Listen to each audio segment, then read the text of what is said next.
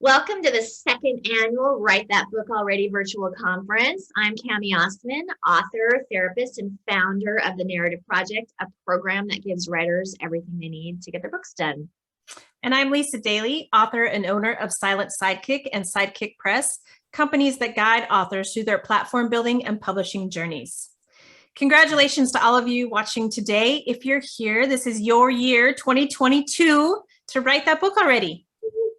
Our goal in the Write That Book Already virtual conference is to launch you into the new year with inspiration, tools, and motivation to finally write the book you've been thinking about writing.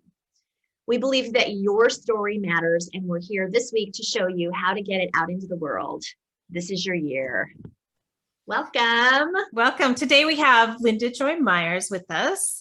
Linda Joy Myers is the founder of the National Association of Memoir Writers and is the author of award-winning memoirs, Don't Call Me Mother and Song of the Plains, and 2 books on craft, The Power of Memoir and Journey of Memoir. She co-authored Breaking Ground on Your Memoir and Magic of Memoir and co-teaches Write Your Memoir in 6 Months, a memoir coach for 26 years. She helps memoir writers find their voice and get their story into the world. Thanks for joining us, Linda Joy. Thank you. Thank you so much for inviting me. We're happy to have you. Subject. Our topic today is the transformative power of writing memoirs. So I'm super excited about this topic. Yeah. So we all 3 of us share a love of memoir. Can you tell us, Linda Joy, how you fell in love with this genre? Well, it was kind of accidentally. I always tell people that I fell in love with personal stories when I was sleeping next to my great grandmother, who was 80 and I was 8, and she started telling me the stories of her life. She was born in 1873, which is 3 years before Custer's Last Stand, by the way, and had gone through so many really interesting things. And she lay next to me in bed for night after night as I was growing up in the summers. I'd come to see her in Iowa. And I was astounded as I listened to her story to look at this old woman she seemed to me. Whoa, such perspective nowadays.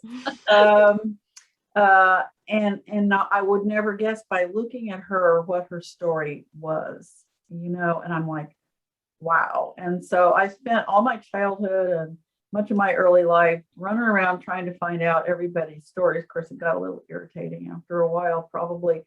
But then I harassed them further, this family in Iowa, when I was writing my memoir, until they were like, haven't you gotten over all that yet?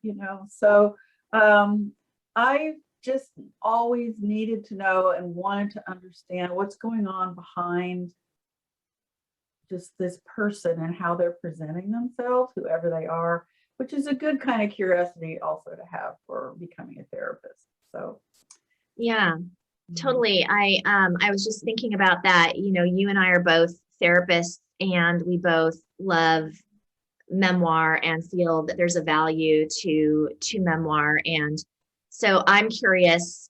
I'm really actually curious what your experience is, because I know how I feel about this. The difference between telling your story in the therapy room and telling your story on the page. Yeah, boy, I've had some really interesting experiences with that. So about, I guess by now it's about 20 years ago, I've been doing a lot of therapy, but I do have an MFA and wanted to see if I could combine writing as healing with, maybe working with therapists somehow or helping them work with writing.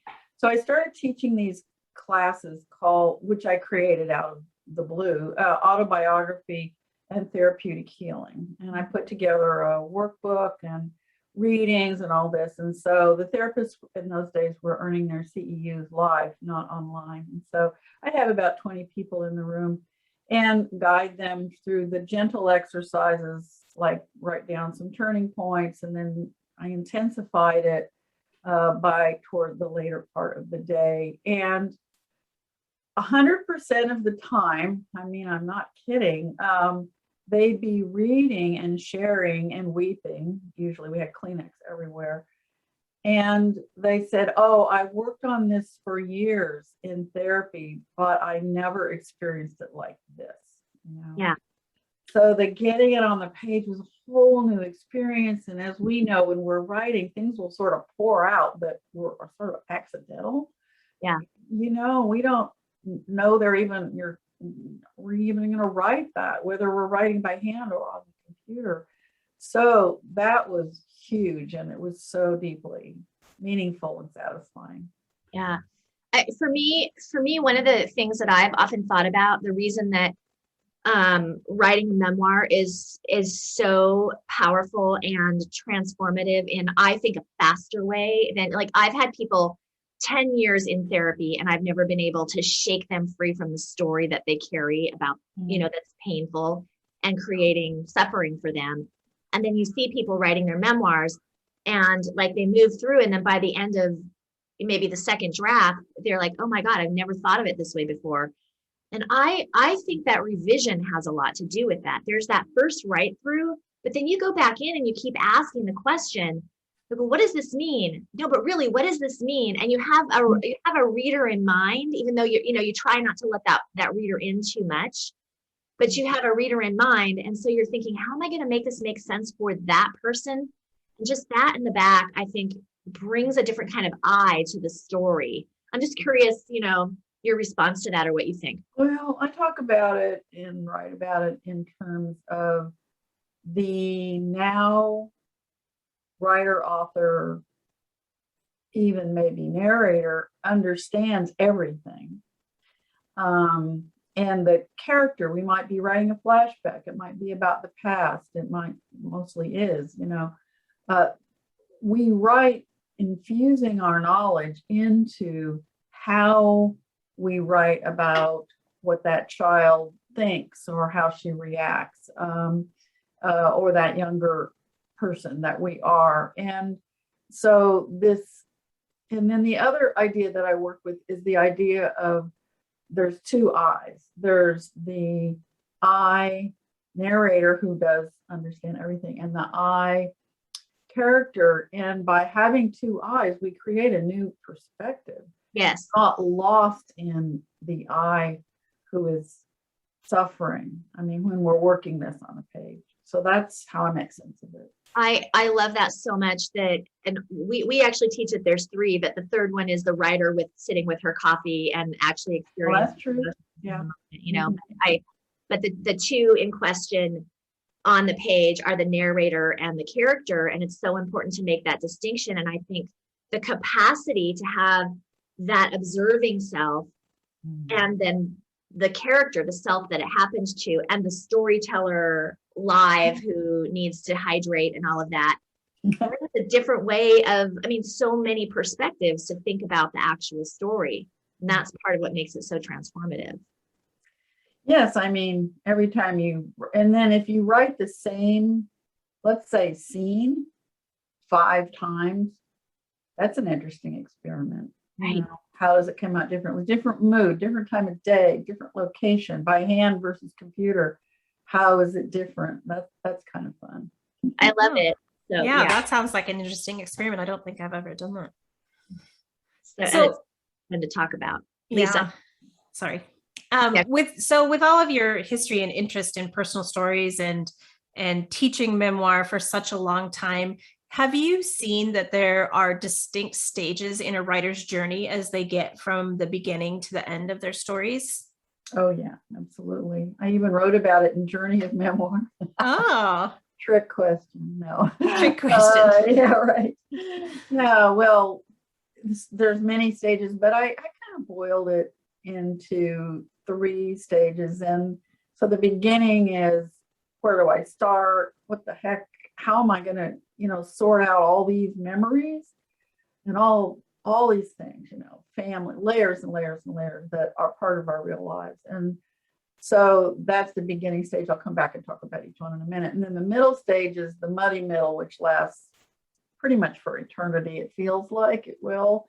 But the middle stage is the developmental stage of writing and rewriting and even revising. And then the last stage is the birthing of the book, which has its own layer of editing and revision too. But way down the road, when we've already done all this other work and then getting the book into the world. So the beginning is the most, important, because we don't begin, we don't have anything, so starting with what are the significant turning points, the big moments, I mean big, the really big moments, like 5 or 10 of those, just write those down on the theme of your story. But if you don't know the theme, just in your life, what are those big moments? And then what are some of the other important moments that will reveal something about you or about your life or about decisions you've made or about your theme? And once you get a running list, I have people start with those first 5 or 10, because once you start writing, then everything changes. I mean, you're in a whole new world. And then you will get to the money middle. And I teach with Brooke Warner, and we talk about the middle is like you've swum halfway across the lake, and you're in the middle of the lake, and it's as far to go back as it is to go forward. Yeah. So you just have to keep going. Yeah, that's right. That's so right. That muddy middle is so hard, and you're so tired of yourself, and tired of examining, and yet, I mean, by then you're invested. And if you're working with a program like yours or like mine, you have other people invested too, right? In your story. That helps, keeps us tethered. Yeah. Otherwise, we might just disappear under the water completely. Right. Yeah. We talk a lot about like you need both support and accountability, and they are not necessarily exactly the same thing. Sometimes you really do need somebody like swimming in the middle of the lake with you, just going, you can do it, you can do it, Oh, we totally need that. Yeah. So I skipped a question here. I want to go back to that. A lot of the people who come into the Narrative Project and work on memoir, because we work with novelists, memoirists, and self-help writers. But with memoirists, one thing that I often hear at the beginning of the journey is, why would anybody care about this? And I'm sure you hear that too. Like, why would anybody care about my story? And I know that, I have heard from people in the industry, editors and agents, that there's a little bit of memoir fatigue from sometime, at the industry level, and yet memoirs continue to sell and sell and sell. And it seems like we want to read each other's stories. So I'm just curious, in spite of whatever fatigue maybe editors have or agents have, what is it about memoir that makes it such a popular genre from your perspective? Why do we care about each other's stories? Right. I want to know how you got through that, whatever that is. It can be, how did you run a race versus, deep survival questions around a lot of the topics that some agents say they're tired of, abuse and so on and so on. But every story is so unique. I mean, you can say, well, that's about abuse or which may be true, but how people lived and how each person that is the author of the memoir managed to understand and deal with those particular things, and what the support was they did or didn't have in their life are really the core story, and so as much as we're similar to each other, we're all different enough that the different ways that people have to tell that story. And then there's the writing. I mean, the writing will be unique, let's say. They all shine a light in a particular way on us as human beings. And I think people are still struggling and have struggled, but are still struggling with, how do I deal with all of this? And then how do I deal with it in this context? We have an entirely new context now called COVID. That has changed lives. Nobody can write about the year 2020 now. I mean, without writing about it. Somewhere in the story. But if we really think about it, every story has its own unique context, its own era, its own songs, its own clothing. I mean, you know, how do we make the layers of the story vibrant and unique? And so in that way, I just think we're all voyeurs, really. I mean, hey, look at social media, gee whiz. I mean, let's face it, we're all voyeurs to some degree, whether we admit it or not, and some more than others. But it's so interesting to look in someone else's living room window. Yeah. I asked, one of my exercises is write about what was going on. If somebody looked in your living room window when you were 10 years old, what would they see? Right. You know, and everybody's living room window opens into something very unique. Yeah, that's right. I mean, that's why we're all interested in gossip, why reality shows are popular, you know, why we would spend 20 minutes scrolling through TikTok watching everybody dance to the same song in their different rooms, you know. I mean, yeah, we're interested. We're social creatures. We want to know what the other is doing and how they're doing it. And we're curious, and we're curious whether we have something to learn or not. I mean, we're sort of elevating it by saying, oh, we have something to learn. But I mean, also memoirs become part of this, of a large community conversation. Yes. So for instance, when Gina Frangello's memoir came out this year, there was a huge conversation. I mean, it was such a big conversation that Brooke and I did a special free Zoom event about it, and 500 people came all at once to the Zoom conversation, and we had 1,000 people sign up. Wow. That's a conversation, you know. It's about anger and women's emotion, and do we have the right to have that, and et cetera, et cetera. It was, you know, it really struck a nerve because of the New York Times review she got accusing her of being too something, to whatever. Yeah. You guys can check all that out on the internet and see what was going on. But I mean, it opened it up for a lot of questions and a lot of power around, wait a minute, what am I needing to write about that I've been trying to be a good girl? And men will be watching this too. You know, men have their own pressures on you know, the right way to be, you know, and how do we break through that and write something authentic? Yeah, I mean, I think that was really interesting to watch the conversation about that book, because it was not only about the content, but it was about the structure and the you know, whether or not it was scenic enough, whether or not, I mean, there were so many barriers that she broke to put kind of like this shit show on the page. And then nobody could look away, even if what they were doing was criticizing, because, you know, I mean, you know, as well as I do, when I'm criticizing you, I'm only projecting, you know, so I'm just projecting. So that was really fascinating. And that is one thing that I think about memoirs, that it's an opportunity to project onto the page, you know, our own journeys with somebody who's probably anonymous, except for when we read friends' books. Right.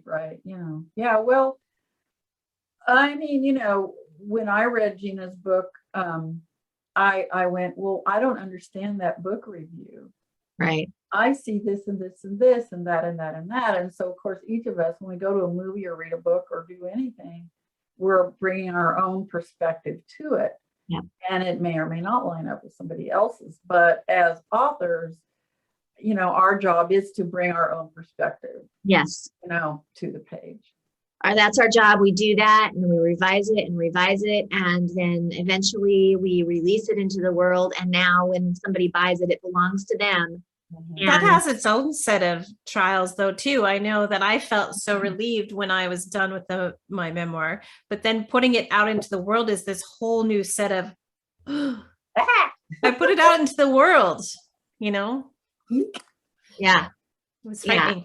It is frightening, and people are going to have opinions about you, right, Lisa? But it's not all of you on the page. It's just the part of you that you put I know on. it's it's looking in one window of my life. Right. Yeah. So interesting. Well, I skipped a couple of questions, Lisa. Do you want to back up to one? Sure. So, well, one thing that we don't even have on the page that I'm curious about is about the National Association of Memoir Writers. Can you talk to us a little bit about that and what is all involved, and if it's something that has members and if we can get involved?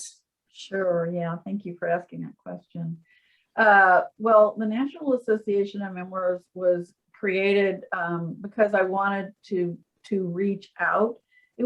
I started it in 2008, which feels like a million years ago.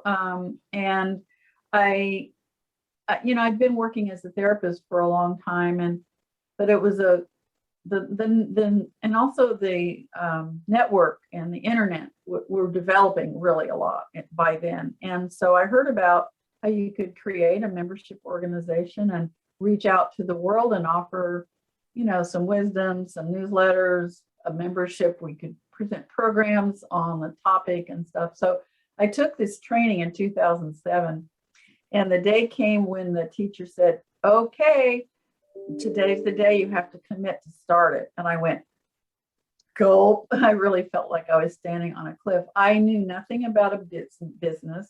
I was a therapist. People came in, they talked to me, they wrote me a check, and I deposited it. That was all that the business was. And so this was going to, be a lot more. So she said, if you don't start it, I will. And I'm like, oh, come on. Of course, I have to start it. So I started by offering one program per month to members. I would write articles and have a newsletter and invite people to have conversations with me. And the wonderful thing that was pointed out is I'm a little shy now, but nothing like I was then. And I would reach out to all these strangers. Oh my God. And the teacher said, well, if you say, hi, I'm Linda Joy Myers, I'm the president of the National Association of Memoir Writers, you're not just this regular person, you're doing something, and you have, a little gravitas there. And so now we have a membership event every month, and we have a virtual book club every month, which is free to all. I always wanted to offer, and always have been offering from early on, a free event every month where anybody can come. And so now they're on Zoom, but a virtual book club highlights regular people who wrote and published a book, and I have conversations with them. Lisa, you need to reach out for me Okay. about that. And Cammie, we already did have a program with you years ago, right? I can't remember if it was so long ago. It was a long time.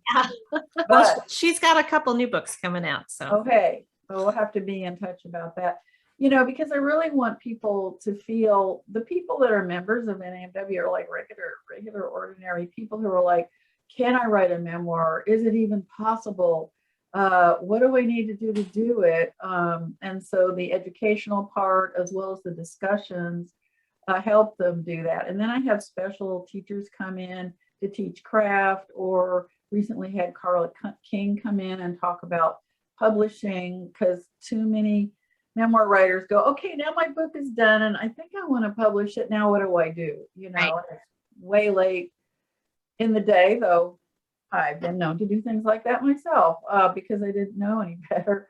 Right. Trying to help educate people around, hey, let's do some of this stuff early, or get your mind around it, and realizing that marketing and publicity are not dirty words, that you can actually put your mind around, how can my book help people in the world? What message do I want to give to other people to encourage them in their life in some way, about authenticity or transformation, or writing their truth, or living in a new way? And so if we have a message, those words aren't dirty words. They're like, this is how you do that. So I've been trying to retrain people's brains around how they think about their message in the world. Right. You're speaking my language, because it's like, it's an act of generosity. And I've always admired the way that you started the association, and then, just said like, well, I'm the president of the association, because really we're mostly just inventing things in our life anyway, and let's try this. Let's give myself this title and let's put it out there. And if you think of it as, this is a gift that I'm giving, versus like, this is my chutzpah to like put myself in the limelight. It's why would you put yourself in the limelight? Because you are a gift on this planet. You are here to offer what you have and who you are in the world. That's why you do it. Right. That's why you two are doing it. That's right. Yeah. Yes. Yeah. And a big part of why we do this is because we really do want writers and would-be writers to know, that it isn't just about writing the book, but like you were just saying, there's things that you can get started and get to know the industry and the business early on actually does help you with the writing, also gives you some direction. Yeah, there's a lot to learn. I consider it continuous education, but I love school. So Yeah. You're also working on a fiction book right now, aren't you? I am. Yes, I am. What's the difference?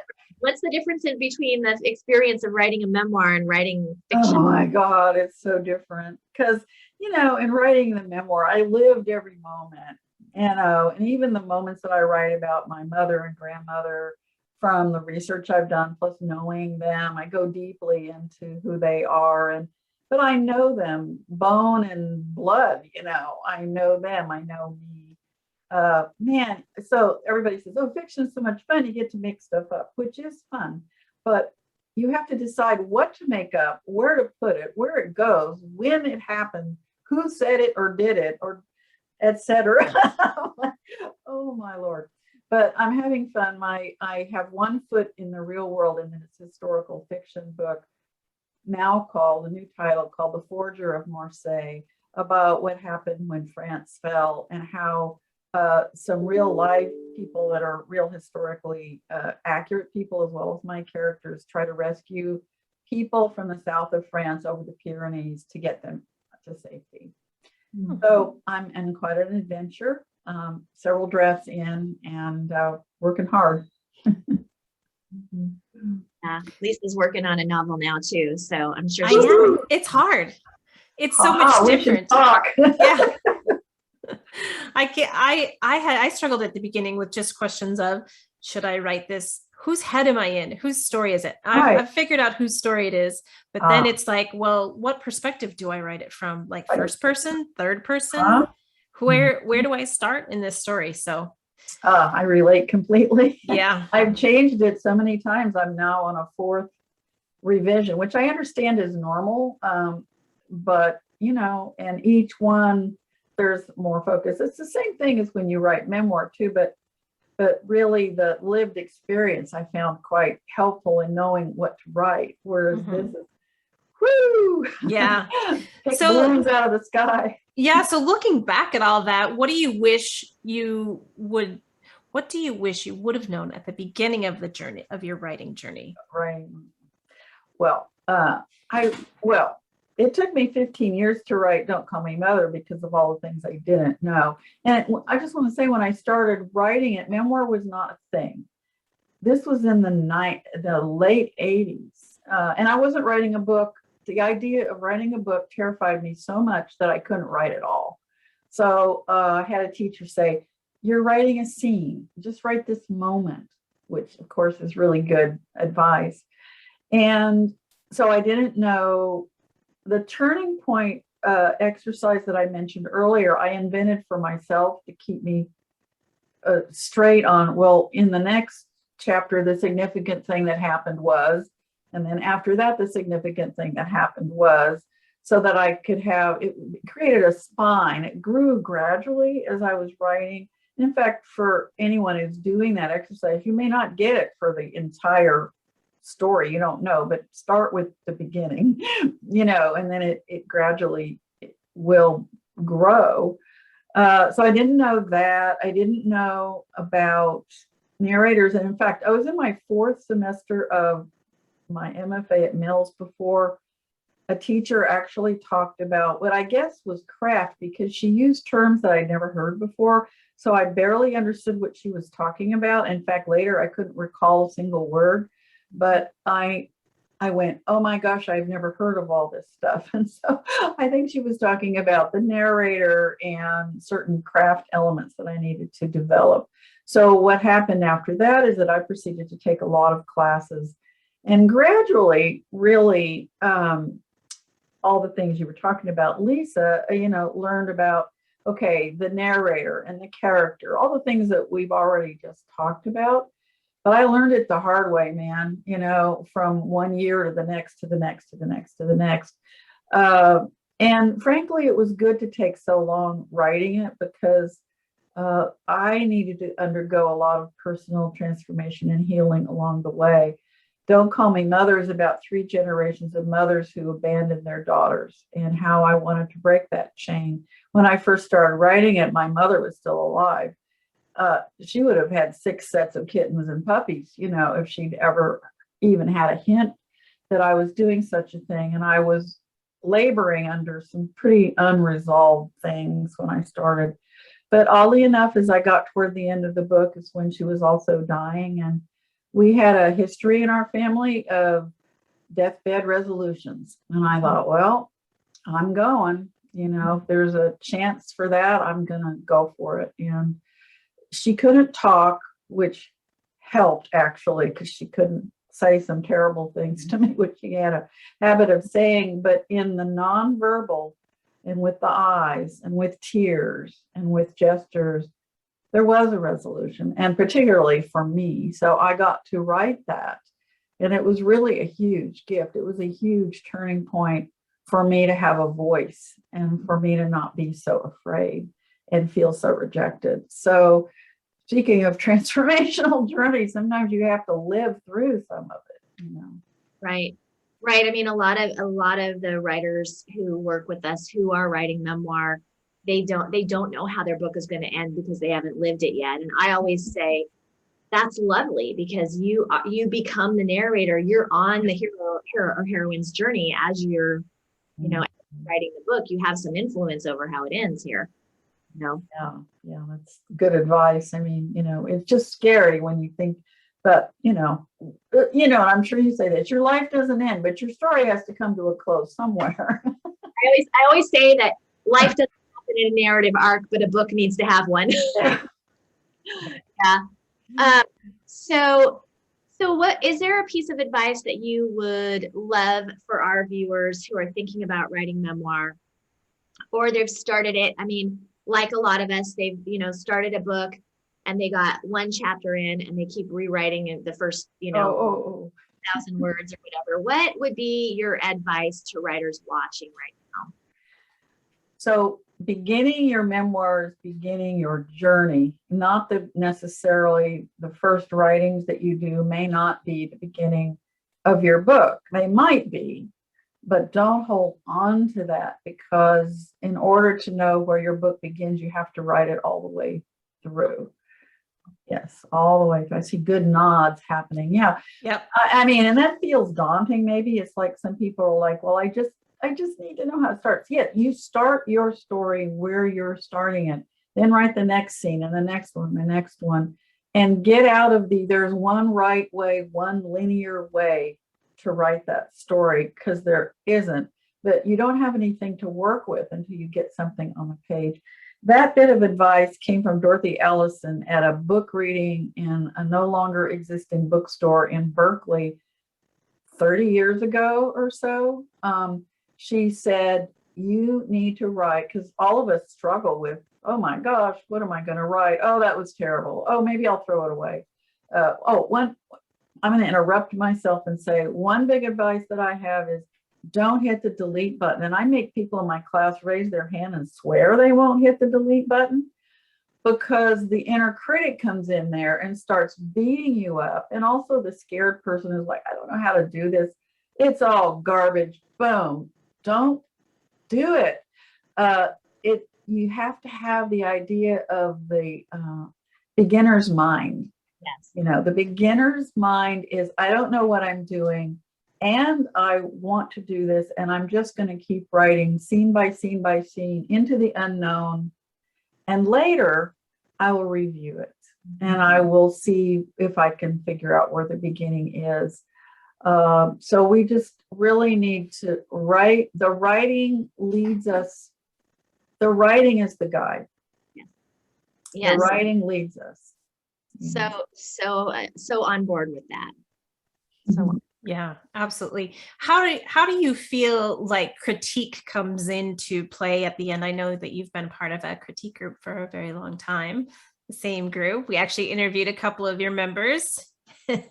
Well, we don't call ourselves a critique group, by the way. that word is not used. We call ourselves a support group, Nice. and a go out and have lunch group and celebrate the holidays group. But we were called the Bellas, and we've been meeting for more than 20 years. We looked at the calendar and went, guys, it's been more than 20 years. And we did it out of love of writing. And none of us had any published books then at all. I was working on my very first one, it was almost ready, but and we meet to talk, because sometimes you need to talk through your story. We talk, we learn about each other's lives, of course. We support each other when we have little breakdowns about what we're doing. And now we're meeting on Zoom, and now we're meeting, it's a whole new deal. We do accountability hours called the Power Hour, where we meet and we say hi on Zoom and chit chat or talk about what we're going to do or both. And then we leave Zoom on but mute and take off the video. We do what we're doing in that hour and a half, and then we meet at the end. And I think it's a great model for people because you get a little socializing in, you know how lonely it is to write, and you have framed the time, and we've got it framed now down to 3 times a week. Really helpful. That's so great. We do a similar thing, and it's like people's productivity has just gone through the roof with it. It's just it's incredible. It really, really helps. And you know, when there are tough moments like getting your entire novel back and you have to start over, I won't say who just experienced that, but you know, it's the right thing to do. But you know, you get a little bit of, oh my goodness, that must be, you know, really something to deal with. You get a little sympathy in there, and yeah, but get to work, you know, get at it. Somebody with you during those oh shit moments, right? We sometimes have virtual wine fest. Post on the Zoom. Right. So you have a free gift for our people watching, right? So what's the free gift that you're offering? People will come back to your website and it's called Breaking Ground on Your Memoir. The very thing that we've been talking about is, how do you get started? Where do you begin? How do you even begin to think about structure? How do you keep going? Brooke Warner and I, it's this little bitty book. I should have brought one to show you, but it's a very small book, but people will get the PDF of that book. You know, it just basically, how do you get started and how do you keep going? And we have some suggestions for gentle outlining that are supposed to help the avid anti-outliners at least put their mind around how do you get started and how do you have a little bit of a map of how to keep going, because we found without that, people get really, really lost and they sink to the bottom of that lake. So I thought that would be a great thing for people to have. yes, what a wonderful, very generous. I actually have that somewhere. I was actually looking to see Looking for it. I saw you. So, to see if I could find it on my bookshelf, but somewhere. It's there somewhere. Right. So great. Thank you so much, Linda Joy. It's been a pleasure to talk with you. And I know this is going to be a great gift to a lot of people watching in the virtual conference this year. So thanks for joining us. Thanks for coming. Great for you guys to be offering this wonderful virtual conference and help people get started and keep going with all the guests that you're going to have and all the tips that people are going to get. And bless you both. And thank you. Yes, thank you. Thank you.